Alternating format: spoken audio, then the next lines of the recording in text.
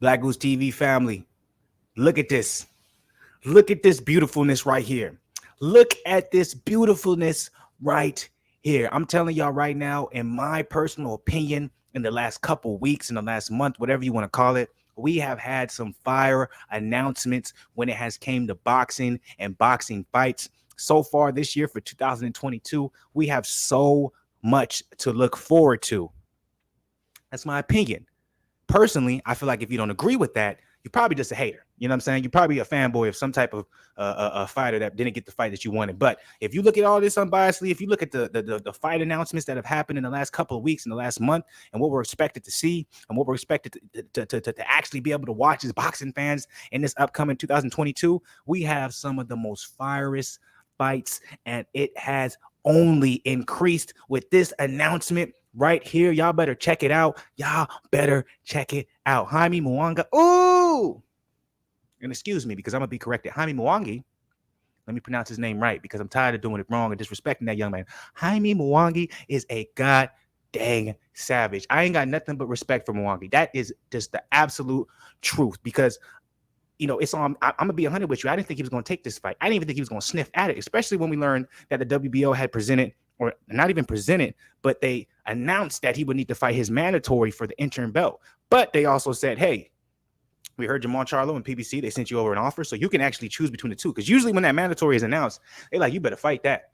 You can't look nowhere else. But for some reason, in this particular case, WBO was like, all right, yeah, you can take this mandatory because it was only for the WBO interim belt. But since Jermall Charlo and PBC sent through an offer that was legit for the WBC belt, well, I don't think the the WBO is going to be like, well, no, you can't take that. They're going to be like, okay, well, you have your option. So I ain't got nothing but respect for Mwangi, like for real, for him taking this fight. Now, before we get into the nitty gritty of this, before we get into the detail, before we, do the tell all, be all, and understand what's really going on with this thing, and see if this headline right here is actually as legit as it says it is. Let's talk about the fact that the WBO actually ended up pulling their mandatory call to Jaime Mwangi. What do I mean by that? They pulled their mandatory call. They basically withdrew their original announcement saying that, hey, Jaime, you have to fight your mandatory for this WBO interim belt, right? They said that they announced it. I think that was maybe like 3 or 4 days ago. But as of today, earlier in the day, they withdrew their statement. They said, hey, actually, we're going to have the number one mandatory for WBO fight this guy. So he's fighting someone else. They said, this is the fight we're taking. So when I saw that, you know what I'm saying? Busy day at work, doing my thing. But when I saw that, I was like, what? I have never heard, or maybe I just can't, remember.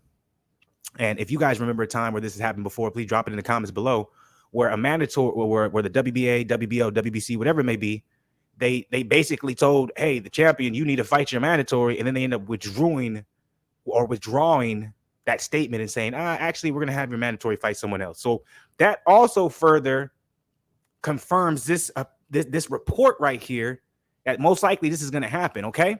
So now let's get into the nitty-gritty of it, okay? And once again, I want to say nothing but respect for Jaime Mwangi if they end up going through with this fight. So we see the headline here, Jermall Charlo versus Jaime Mwangi on June 18th. Remember, one thing we got to be better at nowadays is we got to do a little bit more reading. Let's look into it. Let's make sure the headlines that are placed at the top of these articles match what's going on in the actual, reading a section of it. The details need to match what the title says, because clickbait is not only for YouTube, but damn it is for these motherfucking articles too. So let's get into it. WBC middleweight champion Jermall Charlo and number one WBC contender Jaime Mwangi are reportedly a done deal for June 18th. So that's, you see, I already got to highlight it. That's the statement we're looking for right there. Now, I know right here, the big word that you want to actually pinpoint is reportedly. So obviously, if it says reportedly, it's not official. It's not legit. It's not, hey, this is what it is. But let's be 100. When you get this close, when you get to this close, and announcements just came out on multiple credible boxing websites, Boxing Scene also reported, World Boxing News, then you understand that, yes, this is most likely a done deal. They just, want to make sure that they release the information officially on their own terms. It's marketing. This is an excellent matchup that will likely be televised on Showtime pay-per-view on that date. Next Tuesday, as you guys can see in my title, Charlo versus Mwangi is expected to be the official announcement for this huge fight. So, no, this is not the official announcement, but damn, it's close. And we're damn close. So we should expect the actual announcement this Tuesday, that this is set for June 18th. So how you guys feel, man? This is a firefight, yo. This thing right here, this is fire as hell. And I know a lot of people, including myself, I didn't expect it to be made. I thought it was a lot of smoke and mirrors, a lot of all talk, but I thought, in my head, Jaime Mwangi, he has too much of a bright future ahead of him. He's a young gun. I think he's only 26, 27 years old. I'm like, I didn't see Oscar De La Hoya taking a risk like this unless it, makes sense, unless they see something in the future where either if he wins or maybe possibly gives him a tough fight, that he can see a bigger money fight on the horizon. And for Jermall Charlo,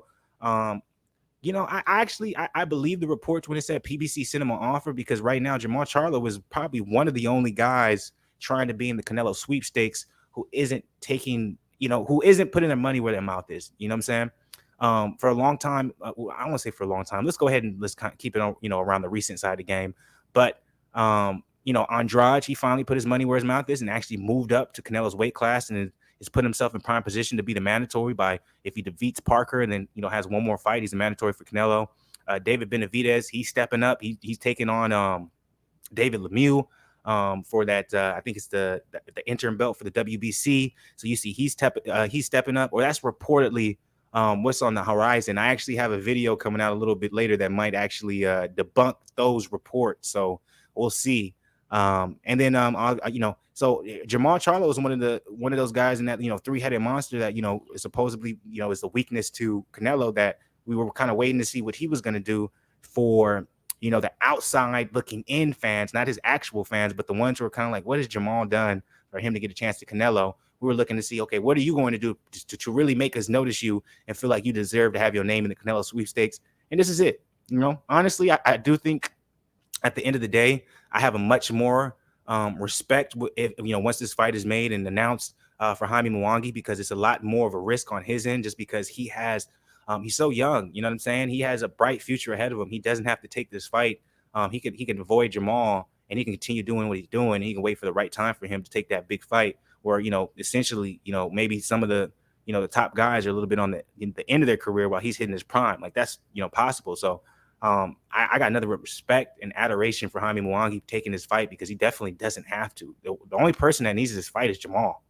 Jermall is the only person that needs that fight, and that's just being 100%. I don't care who a fan, if you're a fan of Jermall, if you're a fan of Jaime, the person who needs this is Jermall, because Jermall needs a name so he can say, hey, look what I did to this person. Canelo, you're scared of me.